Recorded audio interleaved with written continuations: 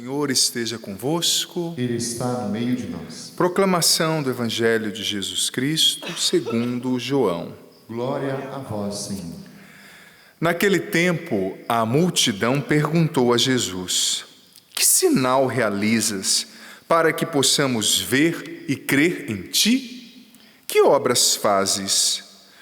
Nossos pais comeram um maná no deserto, como está na Escritura. Pão do céu deu-lhes a comer. Jesus respondeu: em verdade, eu vos digo, não foi Moisés quem vos deu o pão que veio do céu. É meu Pai que vos dá o verdadeiro pão do céu. Pois o pão de Deus é aquele que desce do céu e dá vida ao mundo. Então pediram: Senhor, dai-nos sempre desse pão. Jesus lhes disse: eu sou o pão da vida. Quem vem a mim nunca mais terá fome, e quem crê em mim nunca mais terá sede. Palavra da salvação. Glória a vós, Senhor. Que pelas palavras do Santo Evangelho sejam perdoados os nossos pecados. Amém. Vinde, Espírito Santo, Enchei os corações dos vossos fiéis e acendei neles o fogo do vosso amor. Enviai o vosso Espírito e tudo será criado e renovareis a face da terra. Oremos. Ó Deus, que instruísse os corações dos vossos fiéis com a luz do Espírito Santo, fazei que apreciemos retamente todas as coisas segundo o mesmo Espírito e gozemos sempre da sua consolação. Por Cristo Senhor nosso. Amém. Que alegria nós, nesse espaço no qual nós estamos celebrando juntos as missas, nesses dias, nas terças à noite, espaço dedicado ao programa Para Ser Feliz, que dicas de passagem também prestam um serviço muito bonito no programa Para Ser Feliz. Você que ainda não viu, digita lá no YouTube depois, programa Para Ser Feliz com o Padre Adriano Zandonac. Você vai ver, as pessoas ligam, eu como sacerdote, diretor espiritual, acolho as intenções, acolho os pedidos, ajudo à medida das minhas limitações, óbvio, mas como sacerdote, as pessoas a lidarem com seus dilemas humanos, com a depressão, ansiedade, os problemas da vida, Sempre pautado na Sagrada Escritura, na tradição da igreja, no magistério, Muito bonito o programa Para Ser Feliz. Presta um serviço muito singular também ao povo de Deus.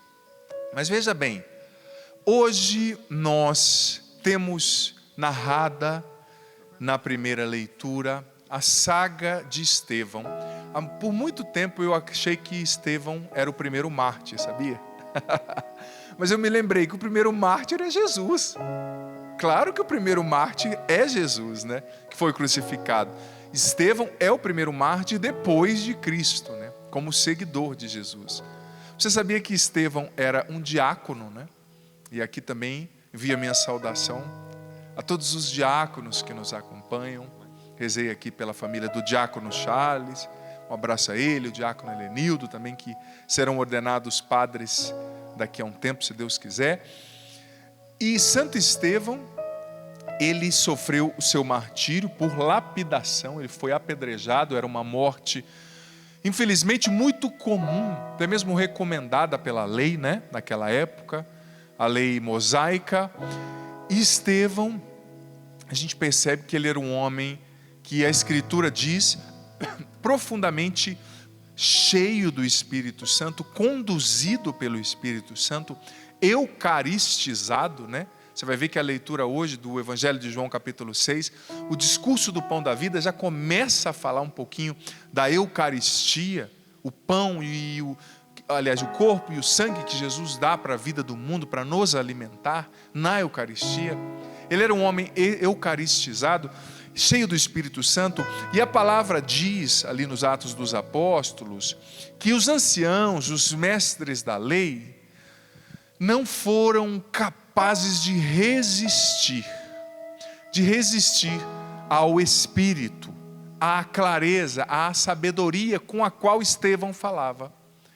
E hoje o Papa Francisco, refletindo sobre isso na sua homilia costumeira de manhã, lá no Vaticano, ele dizia que eles tramaram algo muito atroz, uma trama ardilosa para justamente condenar um inocente. E isso se deu, eles condenaram Estevão levantando falsas testemunhas. Eles condenaram Estevão através da calúnia. Eles condenaram Estevão através da fofoca. 2 ali comprados pelo partido dos mestres da lei começaram a dizer mentiras. Nós vimos esse homem falando contra a lei, esse homem blasfemou, esse homem pecou, e nisso a multidão foi inflamada. E é fácil demais inflamar uma multidão. Haja vista que Jesus chegou no domingo de Ramos em Jerusalém e todos gritavam: Hosana, filho de Davi, bendito que vem em nome do Senhor, em um domingo. E na outra sexta-feira já gritaram: crucifica-o, liberem, soltem Barrabás e crucifiquem esse daí. Ou seja, a multidão, infelizmente, às vezes é massa de manobra na mão dos políticos, na mão dos líderes. Só naquela época, claro, né? Só naquela época. Enfim, engasguei aqui um pouquinho. Infelizmente, aquela multidão caiu. Aquela multidão desejou a morte de Estevão. E Estevão se tornou um mártir que sofreu tudo que sofreu por causa da calúnia, tudo que sofreu por causa do falso testemunho. Ele foi linchado. E o Papa Francisco disse que existe um pequeno linchamento, ele dizia hoje cedo, que acontece todos os dias, que é aquele linchamento que nós muitas vezes provocamos através da nossa língua, da calúnia, da fofoca. A gente vai fazendo os outros acreditarem que tal pessoa não é boa. A gente vai fazendo os outros acreditarem que tal pessoa não é boa. Às vezes a pessoa é sincera, ela pode parecer bruta, mas ela fala o que vem no coração, ela está agindo corretamente.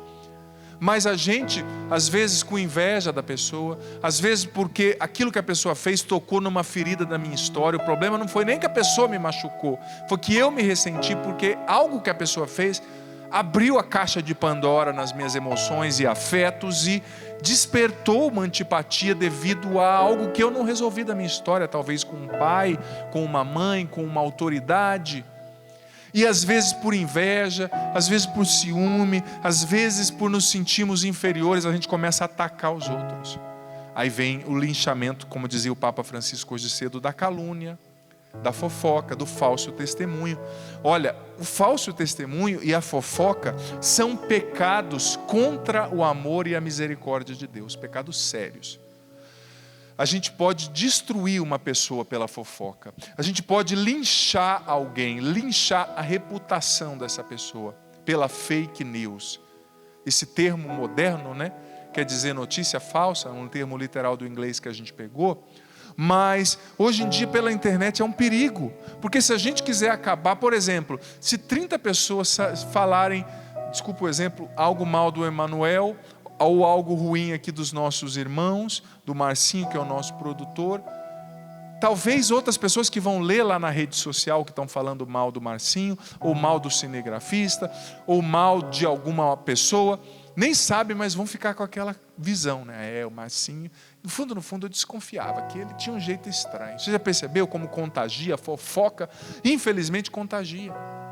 E a gente tem que ter a maturidade de escolher fazer a nossa experiência. Falaram isso do Emanuel, mas eu quero fazer a minha experiência com ele. Falaram isso do Márcio, mas eu quero fazer a minha experiência com ele. Falaram isso da minha vizinha, mas eu quero fazer a minha experiência com ela. A gente precisa deixar de linchar as pessoas, linchar a boa fama das pessoas, a reputação através da nossa língua. A calúnia é um pecado sério, grave. O falso testemunho é um pecado que clama aos céus. A Bíblia narra outros fatos, como o de Susana, que não quis se entregar sexualmente àqueles 2 anciãos, e eles levantaram falso testemunho para que ela fosse morta.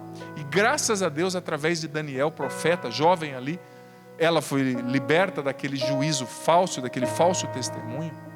Cuidado com o juízo que você faz, que eu faço, que nós fazemos das pessoas. Nós não temos o direito de destruir a fama das pessoas. Sobretudo num tempo como esse, que nós estamos tão expostos Eu digo para você, a gente que é padre, quem canta, a gente está exposto demais sempre. E às vezes a pessoa imagina a gente. Por exemplo, já aconteceu, teve uma vez uma pessoa veio me pedir desculpa. Eu falei, mas por quê? Eu nunca falei com você, né? Não. Mas é que eu te achava muito metido. Eu falei, mas o que eu te fiz? Ela falou, nada. Mas como? Eu nunca te falei nada. Você nunca conversou comigo. Como é que eu era metido? Mas é o preconceito. Está aqui na cabeça da gente. E às vezes por causa de um preconceito, uma coisa que você pré-estabeleceu, você não conhece o coração. Você vai linchando a pessoa. Isso é pecado. Às vezes a vida da gente não vai para frente porque a gente fica com esse costume de linchar as pessoas. Deus não abençoa você e eu enquanto nós estamos fazendo a vida de um monte de gente ir para trás. Como é que você quer que a sua vida vá para frente se você está fazendo a vida de um monte de gente para trás? É uma lei lógica, né? Enfim, fechando esse parênteses de Estevão, e bonita a atitude dele, apesar da calúnia que ele sofreu, apesar do falso testemunho que levantaram, Estevão deu testemunho de Jesus até o fim, deu testemunho do perdão, deu testemunho do amor. Ele falou, Senhor, não perdoa, não leve em conta, aliás, esse pecado desse povo, perdoa esse povo. Ele era um homem eucaristizado. Eu gosto tanto de conjugar o verbo da Eucaristia, a Eucaristia como verbo, né? A Eucaristia precisa nos eucaristizar. A gente precisa ser eucaristizado. E é interessante que no discurso do pão da vida, eu sei que talvez você, Padre, você vai falar da Eucaristia, eu não estou podendo ir à missa, não estou podendo comungar. Mas mesmo você que não está podendo ir à missa, ou você que não pode, é impedido de comungar por alguma realidade da sua vida específica, veja bem, isso não anula o conhecimento que a gente precisa ter da Eucaristia e o consequente respeito que a gente precisa ter a ela. É interessante que Jesus tinha há pouco tempo, antes do Evangelho de hoje, multiplicado o pão. Você sabia que a multiplicação dos pães é o único milagre que aparece nos 4 Evangelhos? Um milagre importante, símbolo da Eucaristia, um milagre muito especial. Jesus tinha multiplicado o pão. E eles foram atrás de Jesus, nós vimos no Evangelho de ontem, não porque eles queriam ouvir a palavra de Jesus, é porque eles comeram pão, ficaram saciados e queriam mais pão. Queria ali o vale-refeição de Jesus de novo, né? Tá muito fácil, a gente vem, passa a tarde aqui na beira do lago, Jesus nos dá o vale-refeição. Mas Jesus disse, olha, no Evangelho de ontem, vocês estão me procurando não é porque vocês ouviram a palavra, é porque vocês comeram pão. Aí começa o Evangelho de hoje. Eles começam a indagar Jesus. Jesus tinha acabado de fazer um milagre. Eles perguntam, mas que obra você faz? Que milagre você faz para que a gente acredite em você? Os nossos pais receberam o pão do céu, que Moisés lhes deu, o maná, quando eles estavam no deserto. Aí Jesus engrossa um pouco o caldo, né? Ele diz, Moisés não deu a vocês o pão do céu. O meu Pai dá a vocês o verdadeiro pão do céu. Porque veja bem, o pão que Moisés deu, é claro, na narrativa dos 40 anos do povo ali no deserto, Deus fez cair do céu algo como que se fosse um mel, uma secreção de insetos, ou como se fosse uma comida específica ali, né, chamada de maná. Então eles comiam, mas era um alimento material. Era a providência de Deus. Metaforicamente, poeticamente, a gente poderia chamar de pão do céu, mas era um alimento material. E Jesus já está falando, não, o pão do céu, quem dá é só o meu Pai. E conversa vai, conversa vem. Jesus no final, no versículo 35 diz, eu sou o pão da vida. Em primeiro lugar, quando Jesus, antes de falar eu sou, ele falou, em verdade eu vos digo. Isso no grego antigo era traduzido como amém, amém.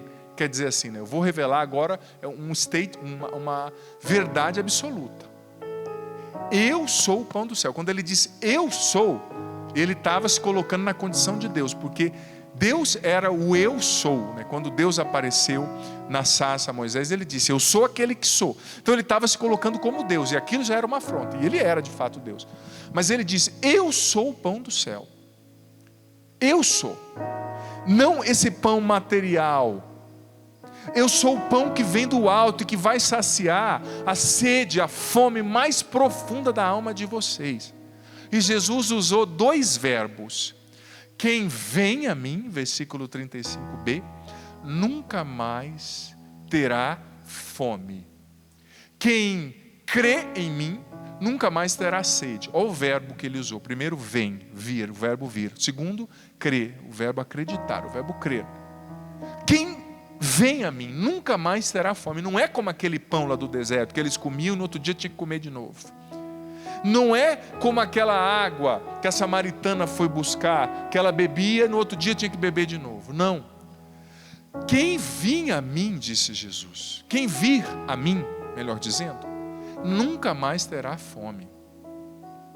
Quem crer em mim nunca mais terá sede. Ali ele está unindo a passagem da samaritana com a passagem daquele povo. A samaritana foi pegar uma água e Jesus disse para ela: olha, se você beber a água que eu te der, você nunca mais vai ter sede.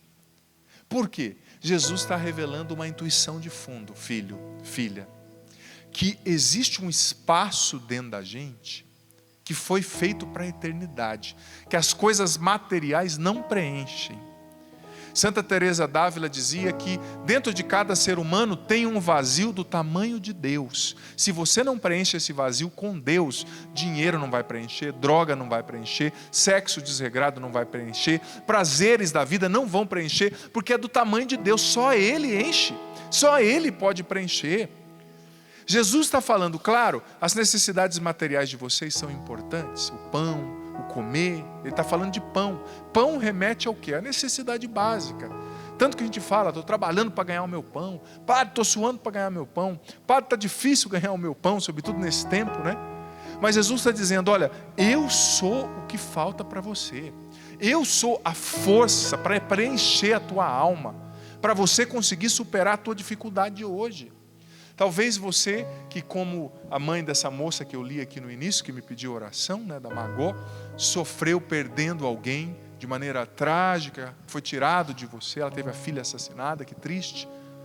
Tantas pessoas, como aquela esposa que me pediu para rezar pelo esposo dela, que com 37 anos faleceu pelo Covid-19. Quanta gente com dores difíceis, com problemas difíceis. E olha, eu não quero dar uma resposta simplória. Eu fico preocupado com, às vezes, pregações que a gente ouve por aí. Ai, tudo vai dar certo. Ai, vai ser só bênção. Eu fico admirado. Você faz um post, por exemplo, na internet, dizendo assim: busque maturidade para enfrentar as suas dores. 200 visualizações. Agora você faz um post assim: vai dar tudo certo, Deus tem vitória para você. 10 mil visualizações. Não é que Deus não tem vitória, Ele tem. Mas, gente, a vida não é simples. Existem coisas difíceis. E você e eu vamos passar por elas, estamos passando. Não tem resposta simplória. Jesus passou pela cruz. E a cruz precisa nos dar sabedoria para enfrentar o sofrimento. Não é que não existe saída, existe sim, Deus está com você, Deus vai tirar você desse buraco no qual você entrou, se você está num buraco, Deus vai ressuscitar a sua esperança, porque Ele é mais forte que o que hoje te aflige, Ele é o teu Deus, Ele te ama, Ele é mais forte que o seu pecado, que a depressão, que a ansiedade, que a vontade de morrer, Ele é. Creia, estou falando com você, creia, sai dessa cama, mas existem coisas que a gente tem que enfrentar, coisas que a gente tem que passar, coisas que talvez já aconteceram na tua vida, que é difícil. Não adianta eu dar uma palavrinha mágica para você, que não vai resolver. Você tem que enfrentar o processo do luto, você tem que enfrentar o que nós estamos vivendo nessa pandemia, a crise financeira, a dificuldade. É preciso enfrentar com sabedoria, sabendo que Deus está do nosso lado e que Ele está trabalhando sim ao nosso favor, mas que a gente tem que ser maduro para enfrentar também a cruz de cada dia e para carregá-la com coragem. Mas Jesus está dizendo, eu sou o pão verdadeiro. Ele está dizendo para você, eu não sei o que você está vivendo. Você perdeu alguém talvez, tragicamente assassinado, assassinada. Você está enfrentando o desemprego, você está enfrentando a luta, a dor. Eu sou o que te falta, eu sou o que vai te dar força para superar essa dificuldade. Eu sou o que vai preencher você de dentro para fora e te dar paz, mesmo no meio da tormenta. Eu gosto tanto daquela frase que diz assim, preste atenção. A frase que diz assim: às vezes Deus acalma o mar. Às vezes Deus nos acalma para enfrentar o mar agitado. E às vezes Deus nos ensina a nadar. Nos 3 casos Deus está trabalhando. Presta atenção, filho, filha. E eu digo com muito respeito, viu? Muito respeito à sua dor, muito respeito ao seu sofrimento, à sua batalha. Eu entendo você. Eu respeito a dor que é tua. Mas às vezes Deus acalma a tempestade. Às vezes Deus nos acalma para enfrentar a tempestade. E às vezes Deus nos ensina a nadar. Se Ele te ensinou a nadar, começa a bater os braços, não vai afundar. Nada, está difícil? Nada, que você vai chegar numa ilha fantástica. A cruz de hoje prepara a ressurreição de amanhã. O problema de hoje prepara a bênção de amanhã. A suposta cruz de hoje prepara a ressurreição de amanhã. Continue lutando. Às vezes Deus acalma o mar, às vezes Deus nos acalma para enfrentar o mar, e às vezes Deus nos ensina a nadar no mar revolto. Você vai chegar na ilha, você vai atravessar essa tempestade. Deus está com você, Ele te ama, você não está só. Mas não vamos buscar soluções mágicas. Esse tempo de pandemia, muita gente que oferecia curas milagrosas, soluções mágicas, lenços que curavam, não estão nas UTIs dos hospitais curando quem tem coronavírus, por exemplo, né? Não estão.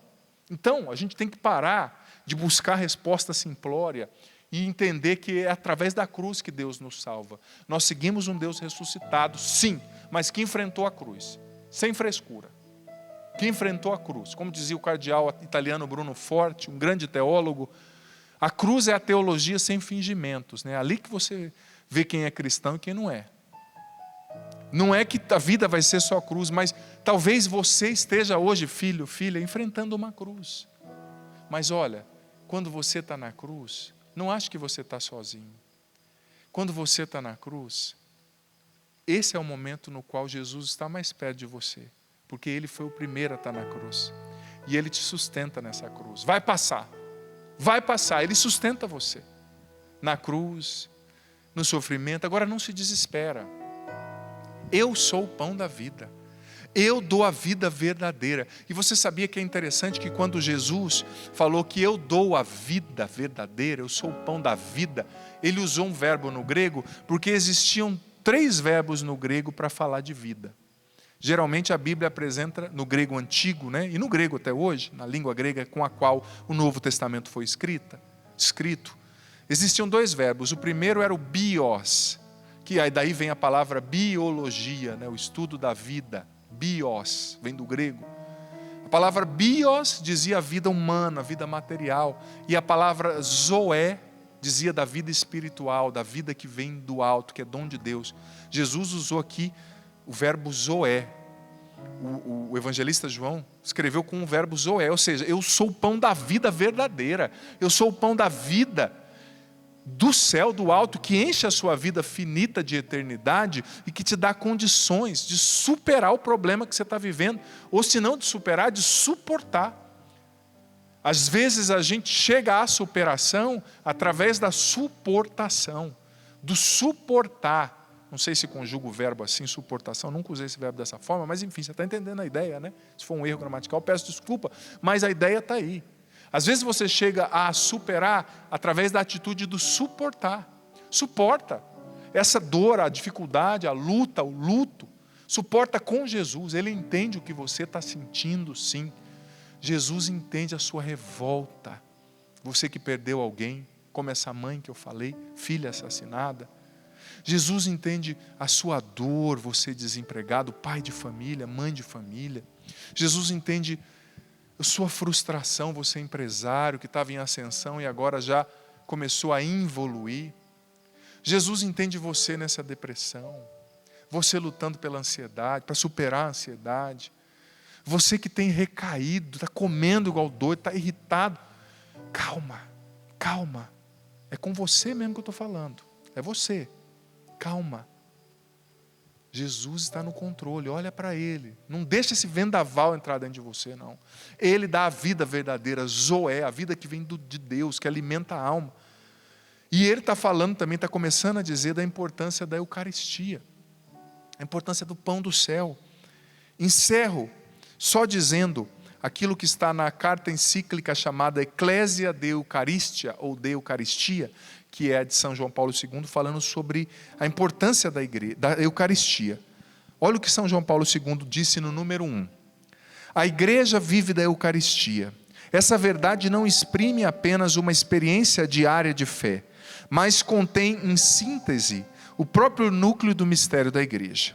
O Concílio Vaticano II justamente afirmou que o sacrifício eucarístico é a fonte e o centro de toda a vida. É a fonte, a Eucaristia, tudo nasce dela, e é o centro, tudo converge para ela. Jesus que deu o corpo e o sangue dele. E o Papa continua no número 1 da Eclésia de Eucaristia: com efeito, na Santíssima Eucaristia está contido todo o tesouro espiritual da igreja, isto é, o próprio Cristo, nossa Páscoa, pão vivo que dá aos homens, ao ser humano, a medida de sua carne vivificada e vivificadora. Por isso o olhar da igreja volta-se continuamente para o seu Senhor, presente no sacramento do altar, onde descobre a plena manifestação do seu imenso amor. Olha já o que Santa Teresa d'Ávila disse sobre a Eucaristia: não há meio melhor para chegar à perfeição do que comungando todos os dias. Sei que você não está podendo comungar, você vai fazer sua comunhão espiritual nessa missa, ou você que não pode por outro motivo, mas a gente precisa reconhecer que o maior dom que Jesus deu à igreja é a Eucaristia. É a coluna, uma das colunas, junto com Maria, que sustentam a igreja. Olha só, Santa Teresa d'Ávila ainda continua: devemos estar na presença de Jesus sacramentado, assim como os santos no céu estão diante da essência divina, é Deus. Santa Teresa d'Ávila ainda diz: não percamos essa grande oportunidade, olha o verbo brincando que Santa Teresa usou, né? Para negociar, entre aspas, ela usou brincando com Deus, porque Jesus não costuma pagar mal a hospedagem que nós oferecemos a Ele na comunhão, se nós o recebemos bem no nosso coração. Ela está dizendo que Jesus é o divino hóspede, que vai pagar bem, usando ali, né? Uma metáfora, claro, pela hospedagem que nós damos a Ele quando nós o recebemos no nosso coração. Encerro com uma frase de Santo Agostinho: não somos nós que transformamos Jesus em nós quando nós comungamos, como nós fazemos com os alimentos que nós tomamos, mas é Jesus que nos transforma nele quando a comunhão toca a nossa boca e adentra o nosso coração. Quero convidar você, nós estamos, como a gente costuma fazer, né, ficar em pé, ou seja, é uma maneira de convidar quem está aqui, quem está em casa, para rezar. Senhor, nós te pedimos, renova o nosso amor por Ti, Jesus, nosso amor pela Eucaristia, renova o nosso amor pelo sacramento do altar, renova o nosso amor também, Jesus, pela cruz, por que não? Consola, Senhor, os filhos e filhas que estão aflitos nesse momento, consola, Senhor, aqueles que perderam entes queridos, aqueles que estão sofrendo, Senhor, o desemprego, o problema financeiro. Consola, Senhor, e conforta aqueles que perderam familiares nesse tempo, assim como a família do diácono Charles. Sim, Senhor, consola, conforta as mães que enterraram seus filhos, os filhos que enterraram seus pais. Derrama sobre nós a Tua graça, o Teu Espírito Santo, Senhor, e dai-nos essa vida que sacia a fome mais profunda da nossa alma, que sacia a sede mais profunda do nosso ser. Dai-nos a Tua vida, Jesus. Encha-nos com Teu Espírito Santo agora. Liberta-nos, Jesus, dos laços da morte. Liberta-nos, Jesus, dos laços da morte, em Teu nome. Dai-nos a Tua vida. Senhor, visita agora os filhos e filhas que estão cabisbaixos neste momento. Jesus, visita agora aqueles que estão entristecidos na revolta, no ódio, no pecado, no desânimo. Levanta o ânimo desta pessoa agora, que se permitiu desanimar. Levanta os caídos pela depressão, liberta os ansiosos, cura os feridos pela mágoa, pelo sentimento de culpa. Essa pessoa que cometeu um roubo, Senhor, e está se culpando tanto, que ela consiga se confessar. Liberta essa pessoa que tem estado tão magoada com o marido, com os filhos, com a situação que está vivendo. Cura o nosso coração, dai-nos essa vida que vem do céu, Jesus. Renova a nossa esperança, liberta-nos do pecado, do sentimento de tristeza. Sim, Senhor, derrama o Teu Espírito Santo sobre nós agora, sobre cada filho e filha família que nos acompanha e encha-nos, Espírito Santo. Dai-nos a vida de Deus, dá-nos a tua vida, liberta-nos da morte e da tristeza, liberta-nos do vão temor, do desespero. Quantas pessoas desesperadas, quantas pessoas que já não olham para o céu, quantas pessoas que não entendem que o pão de Deus é Jesus. O dom de Deus não é dinheiro, não é carro, não são somente coisas materiais, mas é o próprio Cristo, é o presente de Deus para a humanidade. Quando nós recebemos Jesus, a eternidade toca a nossa vida humana finita e nos enche de alegria, de força. Encha-nos, Jesus, transforma a nossa mente pelo poder do teu Espírito, Senhor. Tu és a vida, és o alimento que desceu do céu, és a bênção que eu preciso, teu amor me envolve. Tu és a vida, tu és a vida. És o alimento que desceu do céu. Tu és a bênção que eu preciso, o teu amor me envolve.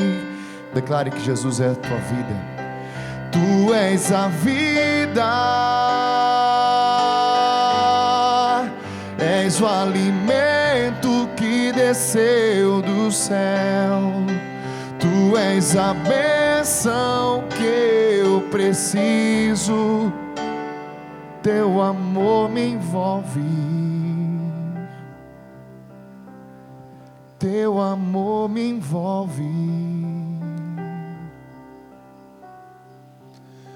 Nós vamos agora para o nosso ofertório, na certeza que Jesus é a vida que vem do céu para encher a nossa alma e para nos dar força naquilo que a gente está vivendo hoje. Eu não sei o que você está vivendo hoje. Parece maior que você, talvez. Uma incerteza diante do futuro. Receba a cada dia a vida de Deus em Jesus. Aceite, receba Jesus. Fale com Ele, reze, leia a palavra dEle a cada dia, que Ele vai ser toda a força que você precisa. E com Ele você vai vencer. Creia. Vamos agora para o nosso ofertório. Nós estamos impedidos, claro, de receber aqui as ofertas, mas se você que quiser e puder se tornar um sócio da Canção Nova, ajudar a Canção Nova. Gente, a Canção Nova é uma obra linda. Evangeliza 24 horas por dia, através dos meios de comunicação. Temos obras sociais belíssimas também. E a gente sobrevive sem propagandas comerciais, através da ajuda, da doação, de muitas pessoas de bem que se comprometem com essa obra e que entram para a família Canção Nova. Acesse agora, clube.cançãonova.com. Se você quiser e puder, se torne um sócio dessa obra, contribuindo mensalmente com aquilo que você puder, para que não pare essa roda do bem, essa dinâmica da evangelização tão linda, promovida pelo Sistema Canção Nova de Comunicação.